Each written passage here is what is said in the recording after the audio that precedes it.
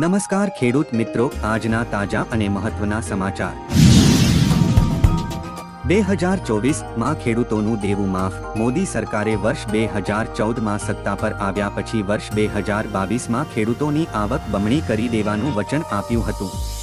જો કે સરકાર તેનું આ લક્ષ્ય પૂરું કરી શકી નથી। મોદી સરકારે આપેલી સમય મર્યાદા પૂરી થઈ ગઈ। આ સમયમાં ખેડૂતોની આવક બમણી થઈ કે નહીં તેનો ખ્યાલ નથી આવ્યો, પરંતુ તેમના પરનું દેવું અનેક ગણું વધી ગયું છે। ત્યારે હવે 2024ની ચૂંટણીમાં ફરીવાર દેવામાફીનો મુદ્દે ઉઠે તેવી શક્યતા છે।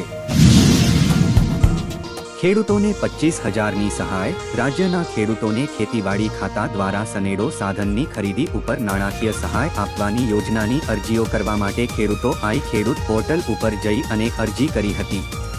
ખેડૂત આ અરજી તારીખ 29 ડિસેમ્બર 2023 રોજ કરી હતી।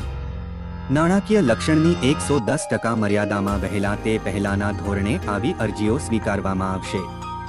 આ દરેક ખેડૂતોને વર્ષ 2024માં 25,000 રૂપિયાની સબસિડી સહાય તેમના ખાતામાં આપવામાં આવશે। ચૂંટણી દેવા માફી અંગે જાહેરાત। ખેડૂત માટે સૌથી મોટા સમાચાર આવ્યા છે। ખેડૂતોના દેવા માફીને લઈને મોટા સમાચાર સામે આવ્યા છે। ગુજરાતમાં કુલ 43 લાખ ખેડૂતો એવા છે કે જેના માથે અત્યારે દેવું છે। આ ખેડૂતોનું દેવું એમનેમ નથી થઈ જતું। આવી કુદરતી આફતો વારંવાર આવે છે। અતિવૃષ્ટિ સર્જાઈ જાય અને ખેડૂતોનો પાક નિષ્ફળ જાય છે અને વાવાઝોડા પણ આવી જાય છે। તેમજ ખેડૂતોને નકલી બિયારણનો પણ શિકાર થઈ જતા હોય છે, જેના કારણે મિત્રો પાક નિષ્ફળ જાય છે। આ તમામ આફતોને કારણે ખેડૂતોના પાકને નુકસાન થાય છે। ખેડૂતોને પૂરતું વળતર મળતું નથી। સરકાર પણ પૂરતું વળતર આપે